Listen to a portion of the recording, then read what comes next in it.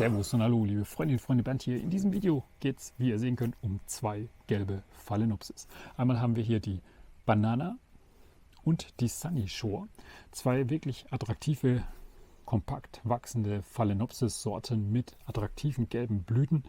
Fangen wir an mit der Banana. Die hat schöne gelbe Blüten mit einer leicht rosaroten Musterung. Die Lippe ist deutlich heller, das heißt, die ist farblich ein bisschen abgesetzt.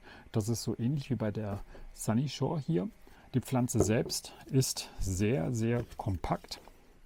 Wir sehen auch, sie wächst hier in einem recht dichten Substrat. Das besteht aus einem Mix aus Pinienrinde, hier so ein Stück Pinienrinde, dann sind da hier Kokoshusks. Das ist die äußere Hülle von der Kokosnuss, bevor die Nuss kommt. Und wenn man das aufmacht, dann ist er so faserig. Das sind dann auch gleichzeitig diese Kokosfasern. Und das kann man auch super gut als Substrat für Orchideen nutzen. Und ich werde in einem der nächsten Videos dann sagen, ob ich das machen würde, dass ich die Pflanze, da ich sie jetzt neu habe, umtopfen würde. Vermutlich oder mit ziemlicher Wahrscheinlichkeit würde ich das machen. Bei der Sunny Shore ist das ja ähnlich. Deswegen zeige ich euch die Sunny Shore und dann gehen wir auf die Umtopffrage mal ein bisschen näher ein. Hier sehen wir die Sunny Shore. Richtig hübsche kleine Blüten. Gucken wir mal von hier, weil da zeigen die in die richtige Richtung. Die Blüten selbst haben eine schöne weiße Mitte. Richtig hübsch. Hat ein bisschen eine gewisse Ähnlichkeit, muss man zugestehen, haben sie. Oder gewisse ähnliche Eigenschaften. Ganz im Gegensatz zur Banana hat die rote Färbung der Blätter einen richtigen schönen Zierwert für die Zeit, wenn die Pflanze mal nicht am Blühen sein sollte.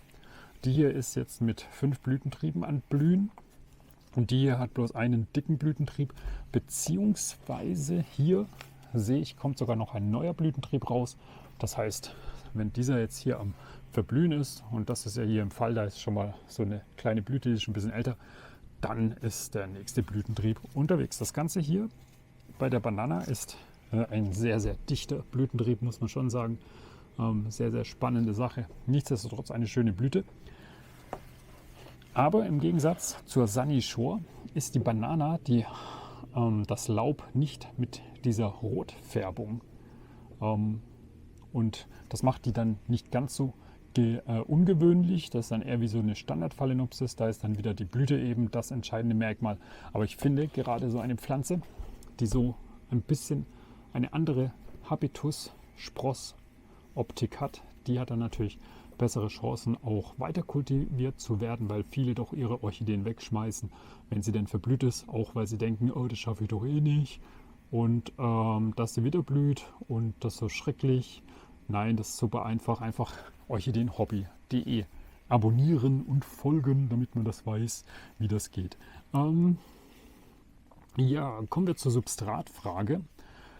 Hier ist ja auch so eine Mischung aus Pinienrinde, Kokosschale, Kokosfaser.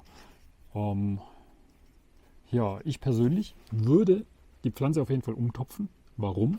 Weil alle meine Orchideen wachsen in reiner Pinienrinde.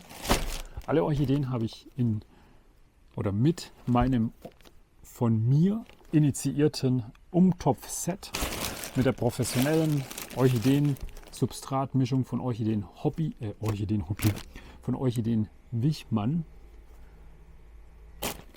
Ach, scheiße.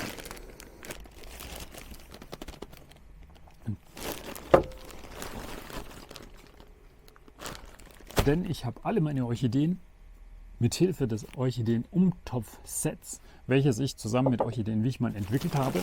Ihr seht hier auch empfohlen von gartenschlau.com, das ist ja mein anderes Projekt, aus dem orchideenhobby.de entstanden ist. Das heißt, ich empfehle dieses Umtopf-Set für eure Orchideen. Das hier ist die Profi-Mischung von Orchideen Wichmann für eure Orchideen. Da könnt ihr nichts falsch machen. Dieses Set hier zum Beispiel ist das größte Set. Das beginnt bei einem Set mit einem Topf, einem Etikett, ein bisschen Rinde für den Topf und eine Anleitung, wie ihr umtopfen müsst, geht hoch bis für 10 Orchideen. Und damit seid ihr auf der sicheren Seite. Das kleine Set zum Beispiel ist ein super Mitbringsel, wenn ihr zum Beispiel einen Orchideenliebhaber überraschen wollt, dann sagt er, ui super, es wird Zeit, ich muss sowieso meine 100 Orchideen umpflanzen, dann kommt dieser eine Topf genau richtig. Deswegen, wenn er so viele Orchideen hat, nehmt ihr 10 mal das 10er Set. So viel dazu. Das kommt aber im nächsten Video, wenn ich die Orchideen umtopfen werde. Und wie gesagt, alle meine Orchideen, alle meine Phalaenopsis stehen in Pinienrinde. Bedeutet, darauf habe ich mich eingestellt und da weiß ich, wie viel Wasser ich geben muss, wie schnell das Wasser verdunstet bei mir und wie hoch der Wasserbedarf der Pflanzen ist in Bezug auf dieses Substrat aus Pinienrinde.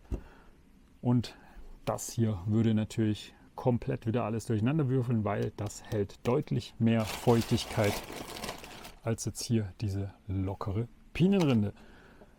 Genau, das hier ist die Sorte Banana, das hier ist die Sorte Sunny Shore.